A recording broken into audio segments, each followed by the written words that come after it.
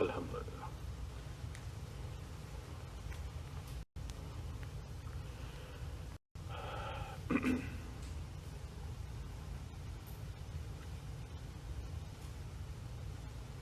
بسم اللہ الرحمن الرحیم۔ سوال یہ ہے کہ جب نبی اکرم صلی اللہ علیہ وآلہ وسلم معراج پر تشریف لے گئے تو کیا اللہ تعالیٰ سے آمنے سامنے ملاقات ہوئی تھی یا پردے میں؟ وضاحت کر دیں۔ ویسے تو یہ وہ سوال ہے جو بارہا کیا جاتا ہے مختلف محافل کے اندر، اور میں نہیں سمجھتا کہ کسی کے پاس اس کا جواب اب تک نہیں آیا۔ مختلف نقطہ ہے نظر ہے۔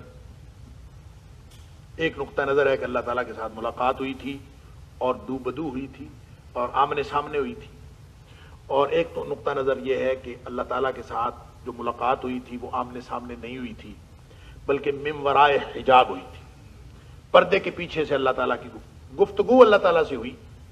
دیکھا کہ نہیں دیکھا اس پہ اختلاف۔ ایک تو قرآن کہتا ہے لا تدرکہ الابصار وہو یدرک الابصار، اللہ کو یہ آنکھیں پا ہی نہیں سکتی، اللہ کو دیکھا نہیں جا سکتا۔ اللہ تعالیٰ قیامت کے دن آنکھیں عطا فرمائے گا تو دیکھا جا سکتا ہے، یہ اللہ کا دیدار ہوگا، اور وہ مرنے کے بعد ہوگا، بعث بعد موت کے بعد ہوگا۔ جنتیوں کو اللہ تعالیٰ دیدار کروائے گا، اس کی تفصیلات الگ ہیں جو آپ سنتے رہتے ہیں۔ نبی اکرم صلی اللہ علیہ وآلہ وسلم کو اللہ تعالیٰ معراج پر لے گیا تو یہ ممکن ہے کہ اللہ تعالیٰ نے نبی پاک صلی اللہ علیہ وسلم کی آنکھوں میں وہ صلاحیت پیدا کر دی ہو اور نبی پاک صلی اللہ علیہ وسلم نے اللہ کو دیکھ لیا ہو، یہ ممکنات میں سے تو ہے، لیکن اس کی دلیل ہمیں کتاب و سنت سے لینی پڑے گی کہ کیا نبی پاک صلی اللہ علیہ وسلم نے اللہ تعالیٰ کو دیکھا یا نہیں دیکھا۔ ایک تو یہ کہ جو معراج کی جو اسباق ہیں اس میں ایک سبق یہ ہے کہ وحی الہی کی تکمیل ہونی تھی، اس لیے اللہ تعالیٰ وحی کے پروسیس کو مکمل کرنے کے لیے لے گیا۔ اور وحی کیا چیز ہے؟ وحی کو 3 حصوں میں تقسیم کیا ہے خود اللہ کریم نے سورہ شورى کے اندر، اور اس میں ایک قسم یہ ہے کہ اللہ تعالیٰ اس سے بات کرے من وراء حجاب، کہ اللہ تعالیٰ پردے کے پیچھے سے بات کرے۔ تو جب قرآن نے خود بتا دیا کہ اللہ تعالیٰ نے وحی کی ایک صورت یہ دیکھیں، ایک تو یہ ہے کہ دل میں ڈال دے، وحی کی ایک صورت یہ ہے اور القاء ہو جائے، دوسری صورت یہ ہے کہ من ورائے حجاب کلام ہو جائے، جیسے حضرت موسیٰ علیہ السلام کے ساتھ ہوا تو یہ کلام ہو جائے، اور تیسری صورت یہ ہے کہ اللہ تعالیٰ کسی رسول کسی فرشتے کو بھیج دے اور وہ آ کے وحی کر دے اور بتا دے، جیسے جبریل علیہ السلام آتے تھے۔ تو نبی اکرم صلی اللہ علیہ وآلہ وسلم پر یہ تینوں اقسام وحی کی مکمل ہوئیں۔ تو ایک وحی کی قسم یہ تھی کہ جبریل علیہ السلام لے کے آتے تھے وحی، اور ایک قسم یہ تھی کہ آپ کے دل میں القاء کر دیا جاتا تھا، اور ایک تیسری قسم یہ تھی کہ من وراء حجاب اللہ کے ساتھ ہم کلامی کا شرف حاصل ہوا، اور ظاہر ہے یہ کب حاصل ہوا ہے؟ یہ اسی وقت حاصل ہوا ہے جب نبی پاک صلی اللہ علیہ وسلم معراج پہ تشریف لے گئے۔ تو اس کا مطلب یہ ہوا کہ اللہ تعالیٰ کے ساتھ ہم کلامی کا شرف تو حاصل ہوا، لیکن یہ من وراء حجاب تھا، اور یہ بات قرآن پاک کے اس اصول کے بھی خلاف نہیں ہے کہ لا تدرک الابصار، اس کو آنکھیں نہیں دیکھ سکتی۔ اور پھر احادیث کے اندر، صحیح احادیث کے اندر خود ایک نبی پاک صلی اللہ علیہ وسلم نے اور حضرت عائشہ صدیقہ رضی اللہ تعالیٰ عنہ نے، دونوں کی طرف یہ منسوب ہے، اور صحیح حدیث ہے کہ حضرت عائشہ صدیقہ رضی اللہ تعالیٰ عنہ نے فرمایا کہ جو شخص یہ کہتا ہے کہ نبی پاک صلی اللہ علیہ وآلہ وسلم نے ان آنکھوں سے اللہ کو دیکھا ہے، وہ جھوٹ بولتا۔ اور خود نبی پاک صلی اللہ علیہ وسلم سے کسی نے پوچھا کہ اللہ کے رسول صلی اللہ علیہ وسلم آپ نے اللہ کو دیکھا ہے؟ تو نبی کریم صلی اللہ علیہ وآلہ وسلم نے ارشاد فرمایا نور انا رآہ، کہ وہ تو نور ہے، میں اس کو کیسے دیکھ سکتا ہوں؟ یعنی جو روشنی ہی روشنی ہو، میں اس کو کیسے دیکھ سکتا ہوں؟ یعنی اللہ کو کیسے دیکھا جا سکتا ہے؟ تو دنیا میں اللہ تعالیٰ کو کسی نے نہیں دیکھا، نہ حضرت موسیٰ علیہ السلام نے دیکھا، نہ نبی اکرم صلی اللہ علیہ وسلم نے دیکھا۔ کتاب و سنت سے یہی بات سمجھ میں آتی ہے۔ البتہ ہم کلامی کا شرف حاصل ہوا ہے، اور اللہ تعالیٰ دیدار نصیب فرمائے گا جنت میں جنتیوں کو۔ جو حدیث کے اندر آتا ہے کہ جب یہ سسٹم مکمل ہو جائے گا، جنتی جنت میں، جہنمی جہنم میں جا چکے ہوں گے، اور سب خوشی خوشی رہ رہے ہوں گے جنت میں، تو ایک دم آواز آئے گی یا اہل الجنہ، جنتیوں بات سنو، اللہ نے تم سے ایک وعدہ کیا تھا، اللہ تعالیٰ وہ وعدہ پورا کرنا چاہتا ہے۔ حیران ہو جائیں گے سب جنتی، کون سا وعدہ؟ ساری نعمتیں مل گئیں، ہر قسم کے عذاب سے بچ گئے، کون سا وعدہ؟ اس وقت پھر اللہ تعالیٰ حجاب ہٹائیں گے. وہ من ورائے حجاب جو ہے نا، من ورائے حجاب گفتگو ہوتی ہے جو سورہ شورا میں فرمایا، تو وہاں جا کے حجاب ہٹے گا. اور اللہ تعالیٰ جب حجاب ہٹائیں گے اور اپنا دیدار کرائیں گے تو اس وقت جنتی اتنی لذت محسوس کریں گے اللہ کے دیدار میں، وہ کہیں گے کہ اللہ کے دیدار کے مقابلے میں جنت کی ساری نعمتوں کی لذت ہیچ. یہ اللہ تعالیٰ وہاں دیدار کروائیں گے. اس کے لیے نبی پاک صلی اللہ علیہ وسلم کی بہت ساری متواتر روایات ایسی بھی ہیں کہ صحابہ نے پوچھا کہ ہم کیسے دیکھیں گے، اتنے لوگ ہوں گے، ایک اللہ تعالیٰ کی ذات ہوگی، تو اللہ کو کیسے دیکھیں گے ہم سب؟ تو نبی کریم صلی اللہ علیہ وآلہ وسلم نے فرمایا 14ویں رات کا چاند چڑھا ہوا ہو تو اس کو دیکھنے میں کوئی دقت ہوتی ہے؟ جیسے اس کو ہر شخص دیکھ لیتا ہے اور بآسانی، اسی طرح اللہ تعالیٰ کا دیدار ہو جائے گا. تو دنیا میں کسی نے دیدار کیا ہے کہ نہیں؟ کتاب و سنت سے یہی رہنمائی ملتی ہے کہ نبی اکرم صلی اللہ علیہ وسلم نے اللہ کا دیدار نہیں کیا، البتہ ہم کلامی کا شرف حاصل ہوا. باقی سورہ نجم کے اندر جو 2 کمان کا فاصلہ رہ گیا اور جو ذکر ہے سورہ نجم کے اندر معراج کے واقعے کا، وہاں نبی کریم صلی اللہ علیہ وسلم اور اللہ کریم کا فاصلہ اور اللہ کریم کو دیکھنے کا ذکر نہیں ہے، بلکہ وہاں جبریل علیہ السلام کے ساتھ مکالمے کا ذکر ہے کہ جبریل علیہ السلام کو دیکھا. اور اس کی وضاحت بھی حدیث کے اندر آتی ہے کہ نبی کریم صلی اللہ علیہ وسلم نے فرمایا کہ میں نے جبریل کو دیکھا، اس کے 600 پر تھے، میں نے اس کو اپنی اصل شکل میں دیکھا. تو نبی کریم صلی اللہ علیہ وسلم نے وہاں جو قاب قوسین والی جو بات ہے وہ غلط فہمی ہے، غلط العام ہے کہ وہ اللہ کریم کے ساتھ نبی پاک صلی اللہ علیہ وسلم کا اس طرح سے آپس میں مکالمہ ہوا تھا. مکالمہ نبی پاک صلی اللہ علیہ وسلم کا ہوا تھا، لیکن وہ جو دیکھا تھا تو آپ نے جبریل کی بات ہے، وہاں نبی اللہ کریم کی بات نہیں ہے. واللہ عالم. اللہ تعالیٰ ہمیں درست سمجھ عطا فرمائے. حضرت سلیمان علیہ السلام کی بادشاہت جیسی بادشاہت آج بھی کسی کو مل سکتی ہے یا وہ بادشاہت صرف حضرت سلیمان کے لیے مخصوص تھی؟ کیا حضرت سلیمان علیہ السلام جیسی بادشاہت دعا کرنی چاہیے؟ بھئی دعا پر تو پابندی نہیں ہے، آپ جو مرضی مانگ لیں اللہ تعالیٰ سے، اللہ تعالیٰ نے کوئی پابندی نہیں لگائی. لیکن ایک دعا جو حضرت سلیمان علیہ السلام نے مانگ لی تھی، جس کا ذکر حدیث میں آتا ہے کہ نبی پاک صلی اللہ علیہ وسلم فرماتے ہیں جب مسجد اقصی تعمیر کی نا سلیمان علیہ السلام نے، اس وقت انہوں نے 3 دعائیں کی تھیں اور اللہ نے تینوں کو فرما لی تھی. ان میں سے ایک دعا یہ تھی کہ اللہ مجھے ایسی بادشاہت عطا فرما جو تاریخ میں کبھی کسی کو نہ ملی. تو اللہ تعالیٰ نے وہ عطا فرما دی. اور سلیمان علیہ السلام کی بادشاہت تاریخ میں انوکھی بادشاہت ہے، ہواؤں پر بھی اور پرندوں پر بھی اور جانوروں پر بھی، ہر چیز پر بھی. اور ایسی بادشاہت ظاہر ہے کسی کو نصیب نہیں ہوئی. تو یہ دعا چونکہ حضرت سلیمان علیہ السلام کی قبول ہو چکی ہے کہ ایسی دعا ایسی بادشاہت کسی کو عطا نہ فرما، مجھے ایسی بادشاہت عطا فرما جو کسی کو نہ عطا نہ فرمائی ہو. تو اس لیے لگتا تو یوں ہے کہ یہ تاریخ کی انوکھی اور واحد بادشاہت تھی، لیکن دعا پر پابندی بہرحال نہیں ہے. ان اللہ علی کل شیء قدیر.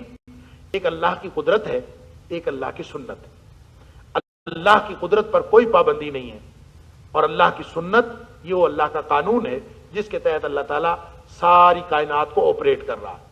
لیکن کسی بھی وقت اللہ تعالیٰ کی سنت تبدیل ہو سکتی ہے اللہ کے قدرت سے. اللہ تعالیٰ تبدیل کرنا چاہے کر لیتا ہے، لیکن لا تبدیل لا تحویل لکلمات اللہ، اور اللہ کے قانون میں تبدیلی نہیں ہے. لا تحویل اور لا تبدیل، اس میں تبدیلی نہیں ہے، سنت کے مطابق چلنا ہے. لہذا آج اگر آپ یہ دعا کریں کہ یا اللہ میں اڑنا شروع کر دوں ہوا میں، ایسے ہی ہے نا بات. حضرت سلیمان علیہ السلام والی بادشاہت کی دعا کرنا ایسے ہی ہے جیسے آپ یہ دعا کرنا شروع کر دیں یا اللہ مجھے آج اڑانا شروع کر، میں اڑوں، کیونکہ ان کا تخت ہواؤں میں اڑتا تھا. تو یہ ان طبی قوانین کے خلاف ہے. لا تبدیل لسنت اللہ، لن تجد لسنت اللہ تبدیلا ولن تجد لسنت اللہ تحویلا. یہ اللہ کی سنت ہے، اس کے اندر اللہ تعالیٰ قانون میں تبدیلی نہیں کرتا. آپ اگر وہ دعائیں کرتے رہیں جو اللہ کی سنت میں تبدیلی والی ہیں تو وہ تو تبدیل نہیں ہونی. لیکن آپ کہیں کہ اللہ کی قدرت ہے، دعا کر سکتے ہیں، دعا کے اوپر کوئی پابندی نہیں ہے. آپ اللہ سے جو مرضی دعا کریں، اللہ تعالیٰ نے آپ کی دعا قبول کرنی ہے اپنی سنت کے مطابق، اپنی قدرت کے مطابق نہیں. یعنی آپ اگر کہنا شروع کر دیں کہ سورج جو ہے وہ مشرق کی بجائے مغرب سے نکلنا شروع کر دے، آپ کہیں کہ سورج جو ہے مشرق کی بجائے جنوب شمال سے نکلنا شروع کر دے، اللہ اکبر، یہ ہو تو سکتا ہے، ہوتا نہیں ہے، بس یہ فرق ہے۔ ہو سکتا ہے اللہ کی قدرت میں ہے، ہوتا نہیں۔ دیکھیں نا، نمرود نے کہا ابراہیم علیہ السلام سے کہ یہ تو میں زندہ کرتا اور مارتا ہوں، مکالمہ جو ہوا تو یہ تو میں زندہ کرتا اور مارتا ہوں، تو انہوں نے اس کے ساتھ کوئی بحث نہیں کی کہ تو زندہ کرتا اور مارنا کا انا احیی و امید کا معنی یہ نہیں ہے جو اللہ کے بارے میں کہہ رہا ہوں زندگی موت کا وہ معنی نہیں ہے، اس سے کوئی دلیل نہیں دی، بلکہ اس کو یہ کہا کہ اللہ تعالیٰ سورج مشرق سے نکالتا ہے، تو اس کو مغرب سے نکال کے دکھا دے۔ اچھا، وہ تو فبہت الذی کفر، وہ تو اسی وقت مبہوت ہو گیا اور ہکا بکا رہ گیا، اس کو سمجھ نہیں آئی۔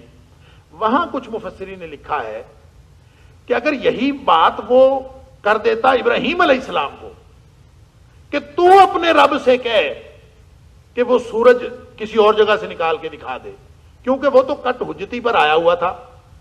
جب اللہ تعالیٰ کی جب انہوں نے کہا کہ میرا رب مارتا اور زندہ کرتا ہے، تو اس نے آگے سے کہا تھا انا وہی و امید، میں زندہ کرتا اور مارتا ہوں، تو وہاں بھی تو اس نے کٹ حجتی کی تھی، وہ اس کا مطلب تو وہ نہیں تھا۔ اور اگر وہ یہ کہہ دیتا کہ یہ جو سورج مشرق سے نکالتا ہوں یہ تو میں نکالتا ہوں، اگر وہ یہ کہہ دیتا تو اپنے رب سے کہے کہ وہ کسی اور طرف سے نکال کے دکھا دے۔ اگر وہ یہ کہہ دیتا تو پھر تو اس پر کچھ مفسرین نے لکھا ہے کہ اگر وہ یہ کہہ دیتا ابراہیم علیہ السلام کو کہ تو اپنے رب سے کہے کہ سورج کسی اور طرف سے نکال کے دکھائے، اگر وہ یہ شرط لگاتا تو سورج اس طرف سے نکل آتا جس طرف سے ابراہیم علیہ السلام کہتے ہیں۔ کیوں؟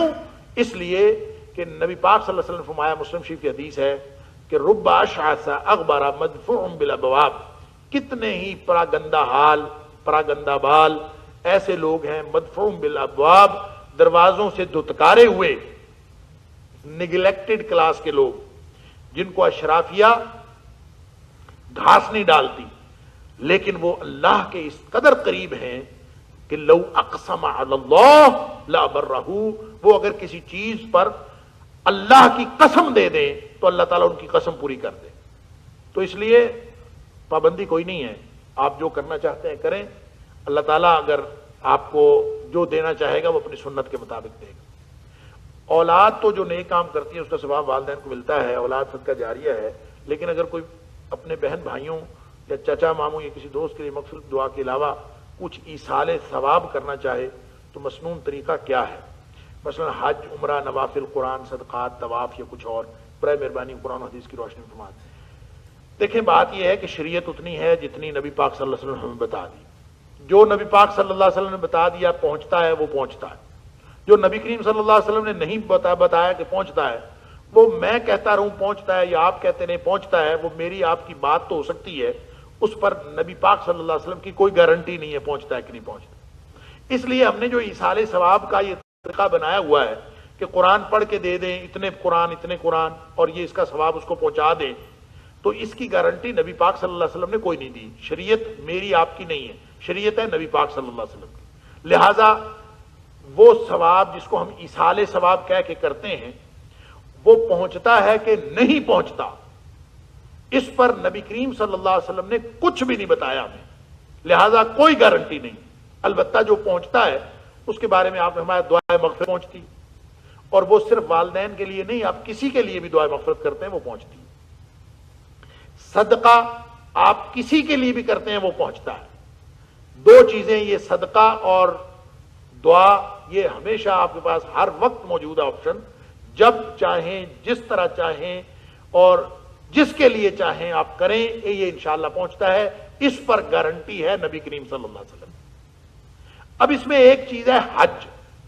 حج کے بارے میں نبی پاک صلی اللہ علیہ وسلم نے اولاد کو تو اجازت دی کہ اس نے کہا کہ میرے باپ پر حج فرض تھا، اس نے نہیں کیا اور میں اس کے جگہ پہ حج کر سکتی ہوں یا کر سکتا ہوں، تو آپ نے فرمایا کہ اگر اس کے اوپر قرض ہوتا تو کیا تم نے کرنا تھا کہ نہیں کرنا تھا؟ تو اس نے کہا میں کرنا تھا، تو آپ نے فرمایا پھر حج بھی کرو۔ تو اس کا مطلب یہ ہے کہ کسی نے حج نہیں کیا تو اس کی طرف سے اولاد اگر حج کر رہی ہے تو ہو جاتا ہے۔ اسی پر قیاس کر کے یہ کہا جا سکتا ہے کہ کوئی بھی شخص جس نے حج نہیں کیا اس کی طرف سے آپ حج کرنا چاہتے ہیں تو آپ حج کر سکتے ہیں۔ البتہ علماء نے اس میں فرق یہ کیا ہے کہ فوت شدہ کے لیے حج کیا جا سکتا ہے، زندہ کے لیے نہیں کیا جا سکتا، لیکن اس پر بھی آگے اختلاف ہے، یہ اجتہادی مسئلہ ہے، اس کے بارے میں کوئی نص نہیں ہے۔ پھر آگے یہ اجتہادی مسئلہ ہے کہ زندہ کے لیے حج کیوں نہیں ہوتا اور مردہ کے لیے کیوں ہو جاتا ہے۔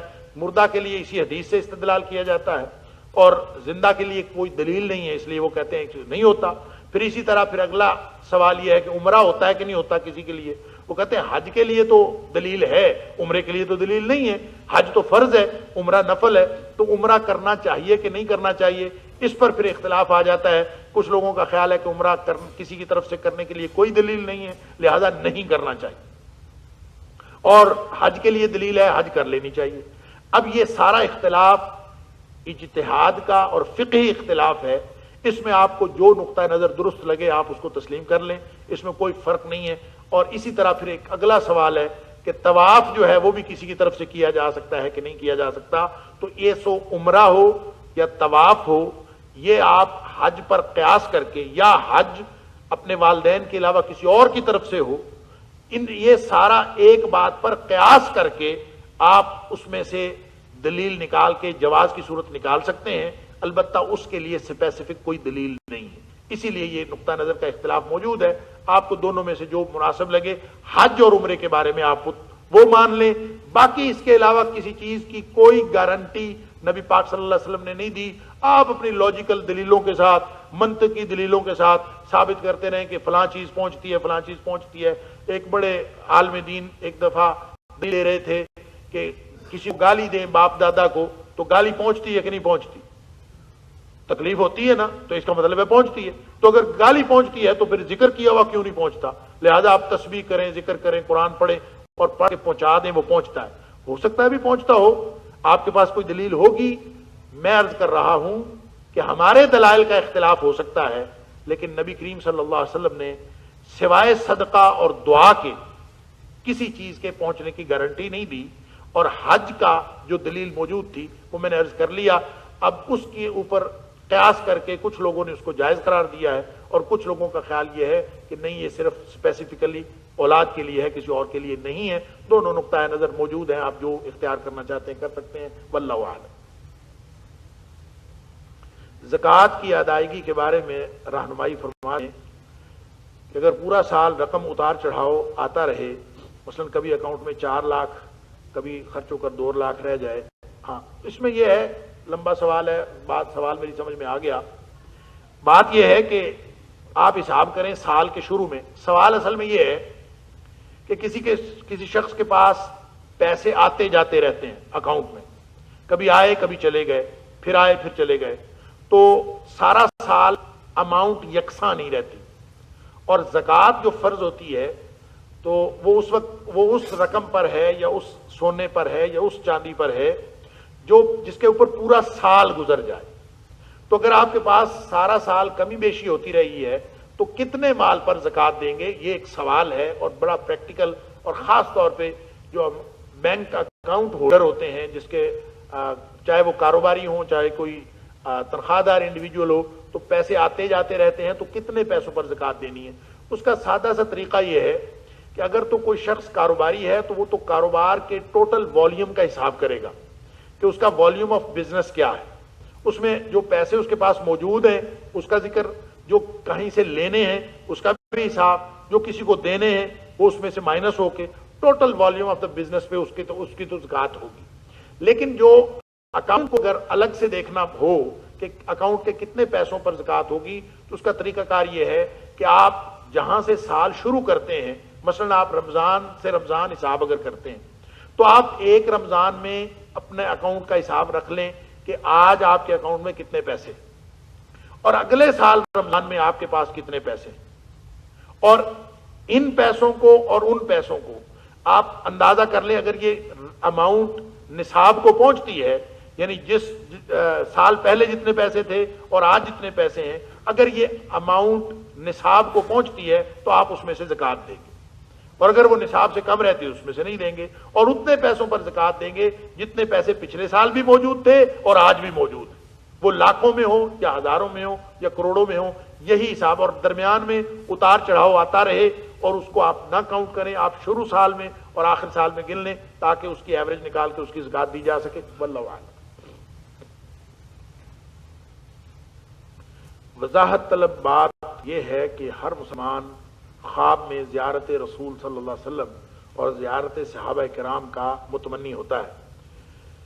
صوفی مسعود فلاں نے دعویٰ کیا ہے کہ کسی بھی فرقے سے تعلق رکھنے والا شخص میرا مرید بن جائے تو 1 ماہ کے اندر اندر زیارت رسول اور زیارت صحابہ کرام سے مستفید ہوگا۔ لاسانی سرکار کا یہ شرطیہ دعویٰ کہاں تک درست ہے؟ کوئی وظیفہ آپ کے علم میں ہو جس کے پڑھنے سے زیارت رسول صلی اللہ علیہ وسلم نصیب ہو، برائے مہربانی رہنمائی فرمائیں۔ سبحان اللہ۔ دیکھیں، یہ کوئی لاسانی سرکار جو کوئی بھی ہیں، مجھے تو ان کے نہ دعوے کا علم ہے اور نہ ہی ان کے دعوے کی نوعیت پر میں تبصرہ کرنا چاہتا ہوں۔ کوئی شخص اگر اس طرح کا دعویٰ کرتا ہے تو سوائے خرافات کے ہم اس دعوے کو اور کچھ نہیں کہہ سکتے، شریعت ساتھ اس کا کوئی تعلق نہیں۔ خواب کے اوپر کسی کا کنٹرول ہو سکتا ہے بھلا؟ اگر کوئی شخص کہتا ہے کہ میرا خواب کے اوپر کنٹرول ہے تو اس دعوے کی حیثیت ایسی ہی ہے کہ جیسے دن چڑھا ہوا ہو اور سورج جو ہے وہ عین سر کے اوپر کھڑا ہو تو آپ کہیں کہ اس وقت رات ہے۔ میں دعوے سے کہتا ہوں کہ اس وقت رات ہے، تو آپ اس کو ثابت کریں کہ رات ہے، تو آپ کو کون ثابت کرے گا؟ تو یہ کس کی زیارت کیسے ہوتی ہے کیسے نہیں ہوتی، یہ آپ اس دعوے کو تو چھوڑ دیں۔ رہی بات نبی پاک صلی اللہ علیہ وسلم کی زیارت کی، تو نبی کریم صلی اللہ علیہ وسلم کی زیارت خواب میں ہو سکتی ہے۔ نبی پاک صلی اللہ علیہ وسلم کی زیارت ہونا یہ عین برحق ہے، اور نبی کریم صلی اللہ علیہ وسلم نے یہ فرمایا کہ جس نے خواب میں مجھے دیکھا اس نے مجھے ہی دیکھا۔ لیکن یہ کیسے پتا چلے گا کہ جو شخص خواب میں آ کے ہمیں یہ سمجھا رہا ہے کہ میں اللہ کا رسول صلی اللہ علیہ وسلم ہوں، کیا وہ نبی پاک صلی اللہ علیہ وسلم ہی ہے؟ ہو سکتا ہے کوئی اور شخص کسی اور شکل میں آ کے ہمیں دھوکہ دے رہا ہو، تو شیطان کا کام ہی دھوکہ دینا ہے، اور یہ اکثر دھوکہ دیتا ہے شیطان۔ وہ کس سے پتا چلے گا؟ وہ پتا چلے گا نبی پاک صلی اللہ علیہ وآلہ وسلم کے شمائل سے۔ اگر آپ نے نبی کریم صلی اللہ علیہ وسلم کا حلیہ پڑھا ہوا ہے جو کتابوں میں موجود ہے، اگر آپ نے حلیہ پڑھا ہوا ہے تو اس سے آپ کو پتا چلے گا کہ نبی کریم صلی اللہ علیہ وآلہ وسلم کی زیارت ہوئی ہے یا کسی شیطان نے خواب میں آ کے دھوکہ دیا ہے۔ ایک اس کو اسیس کرنے کا طریقہ یہ ہے کہ آپ شمائل میں پڑھیں گے نبی پاک صلی اللہ علیہ وسلم کا لباس، نبی پاک صلی اللہ علیہ وسلم کی داڑھی مبارک، آپ کا چہرہ اقدس، آپ کا قد مبارک، آپ کی چال، ہر چیز لکھی ہوئی، آپ اس کو دیکھیں، اس کو پڑھیں، پھر آپ اس کے ساتھ موازنہ کریں جو آپ نے خواب میں دیکھا ہے۔ اگر وہ اس کے مطابق ہے تو پھر ممکن آپ کو زیارت نبی صلی اللہ علیہ وسلم کی ہوئی ہے۔ ہوتی کیسے ہے بندے کے اختیار میں نہیں ہے، صرف ایک ہی چیز ہے کہ انسان کے جو خواب ہوتے ہیں وہ 3 قسم کے ہیں۔ ایک حدیث نفس ہے ان 3 قسموں میں۔ حدیث نفس یہ ہے کہ جس کا آپ کو زیادہ خیال رہتا ہے نا وہ خواب میں نظر آ جاتا ہے، لہذا آپ نبی پاک صلی اللہ علیہ وسلم کو زیادہ یاد کیا کریں تو آپ کو خواب میں نظر آ جائیں گے۔ اور نبی پاک صلی اللہ علیہ وسلم کو یاد کرنے کا طریقہ کیا ہے؟ آپ درود پاک پڑھیں، اور درود شریف آپ جتنا زیادہ پڑھیں گے نبی پاک صلی اللہ علیہ وسلم کے ساتھ، آپ کو کسی بھی وقت خواب میں آنے کا ایسے ہی ہے جیسے آپ اپنے باپ دادا میں سے جس کو زیادہ یاد کرتے ہیں تو بعض اوقات وہ خواب میں آ جاتے ہیں۔ آپ کے روزمرہ کے کاموں کے بارے میں آپ کو اکثر خواب آتے ہیں، ان کو حدیث نفس کہتے ہیں کہ انسان کا خیال جس طرف رہتا ہے وہ خواب میں نظر آ جاتا ہے۔ لہذا درود پاک پڑھنا ہی ایک ایسا نسخہ ہے کہ آپ نبی پاک صلی اللہ علیہ وسلم پر درود بھیجیں۔ یہ ایک تو ثواب ہی ثواب ہے، ایک دفعہ درود بھیجا 10 رحمتیں نازل ہو گئیں، اور دوسرا یہ کہ جتنا زیادہ آپ درود پاک پڑھیں گے ہو سکتا ہے کہ آپ کو خواب میں زیارت ہو جائے۔ یہ کوئی نسخہ، یہ کوئی وظیفہ نبی صلی اللہ علیہ وسلم نے بتایا نہیں کہ یہ آپ نسخہ استعمال کرو تو زیارت ہو جائے گی۔ نبی کریم صلی اللہ علیہ وسلم نے ایسا کوئی نسخہ نہیں بتایا، لیکن درود پاک کے بارے میں نبی پاک صلی اللہ علیہ وسلم نے فرمایا ہے کہ میرے اوپر جو بھی درود بھیجتا ہے وہ مجھے پہنچا دیا جاتا ہے۔ اب دنیا کے کسی کونے میں بھی کوئی شخص نبی پاک صلی اللہ علیہ وسلم پر درود بھیجتا ہے وہ نبی کریم صلی اللہ علیہ وسلم کو پہنچا دیا جاتا ہے۔ تو یہ ایک طریقہ ہو سکتا ہے نبی کریم صلی اللہ علیہ وسلم کو یاد کرنے کا۔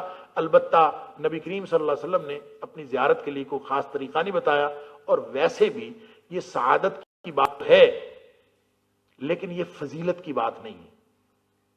کوئی شخص یہ کہے کہ جس کو زیارت ہوئی ہے وہ صاحب فضیلت بن گیا ہے، اور جس کو زیارت نہیں ہوئی وہ صاحب فضیلت نہیں ہے، یہ نبی پاک صلی اللہ علیہ وسلم نے فضیلت کا معیار قرار نہیں دیا۔ سعادت تو ہے جس کسی کو بھی حاصل ہو جائے۔ اللہ تعالی ہم سب کو زیارت نصیب فرمائے، ہم سب کو نبی پاک صلی اللہ علیہ وسلم کا قرب نصیب فرمائے، اور نبی کریم صلی اللہ علیہ وسلم پر زیادہ سے زیادہ درود بھیجنے کی توفیق عطا فرمائے۔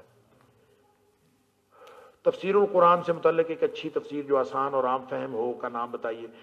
اصل میں تفاسیر بے شمار موجود ہیں اور اس میں آسان بھی ساری موجود ہیں اور عام فہم بھی ساری موجود ہیں سوائے چند ایک کے، لہذا آپ کوئی بھی تفسیر انتخاب کر سکتے ہیں۔ میں اپنا بتا دیتا ہوں، مجھے میرے مطالعے میں جو سب سے زیادہ مختصر تفسیر اگر رہتی ہے تو وہ دو ہیں مختصر تفسیریں۔ ایک تو اشرف الحواشی جو قرآن پاک کا حاشیہ ہے مولانا عبداللہ الفلاح کا، وہ بہت مختصر بہت جامع ہے، وہ آپ اگر لے لیں بازار سے اشرف الحواشی کے نام سے مل جاتا ہے، اس میں ترجمہ اگرچہ پرانی زبان میں ہے، وہ اگر آپ ترجمہ نہ بھی استعمال کریں لیکن حاشیہ وہ بہت ہی عمدہ ہے اور وہ استعمال کیا جا سکتا ہے۔ اسی طرح جو مختصر تفسیر ہے احسن البیان حافظ سعد یوسف کی، وہ بھی بڑی جامع تفسیر ہے۔ اسی طرح مولانا لقمان سلفی کی تیسیر الرحمن ہے اور وہ بھی مختصر تفسیر ہے، انڈیا سے چھپی ہے، چھوٹی ہے۔ اسی طرح یعنی یہ مختصر تفسیروں میں ہے، اور جو تفصیلی تفاسیر ہیں ان میں آپ کوئی بھی تفسیر لے سکتے ہیں۔ تیسیر القرآن مولانا عبد الرحمن کیلانی کی ہے، وہ پڑھی جا سکتی ہے، اس کا اسلوب بالکل اور ہے۔ ابن کثیر اردو میں موجود ہے، تفسیر ابن کثیر وہ پڑھی جا سکتی ہے۔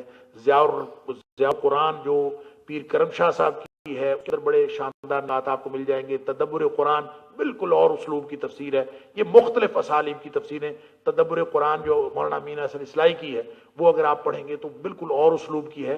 لہٰذا یہ تفسیریں اپنے اپنے اسلوب سے مختلف مفسرین نے لکھی ہیں، ان کو پڑھنا چاہیے۔ مفتی شفیع صاحب کی معارف القرآن ایک فقہی تفسیر ہے، اس کے اندر فقہ حنفی کے مطابق آپ کو بہت زیادہ مسائل اس میں سے مل سکتے ہیں۔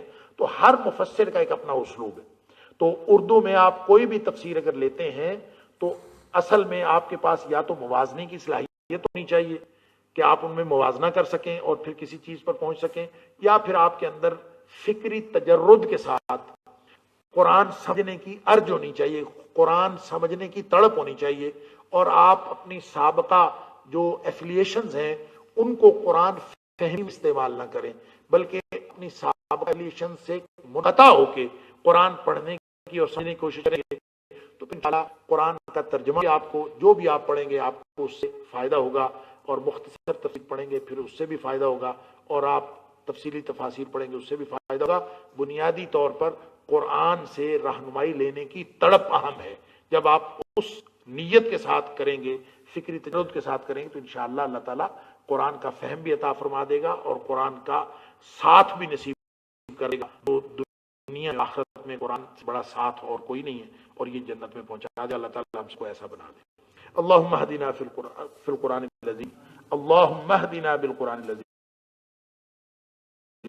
اللہم فقہنا بالقرآن العظیم، اللہم فقہنا فی الدین بالقرآن العظیم، اللہم ارفعنا بالقرآن العظیم، اللہم انفعنا بالقرآن العظیم، اللہم اجرنا من النار بالقرآن العظیم، اللہم اجرنا من النار بالقرآن العظیم، اللہم ادخلنا الجنة الفردوس بالقرآن العظیم، اللہم ادخلنا کلنا الجنة الفردوس بالقرآن العظیم، اللہم اجعل القرآن لنا اماما ونورا وہدا ورحمہ، وصلی اللہ تعالی علی خیر خلقہ محمد وآلہ وصحبہ اجمعین، آمین آمین برحمتک یا ارحم الراحمین۔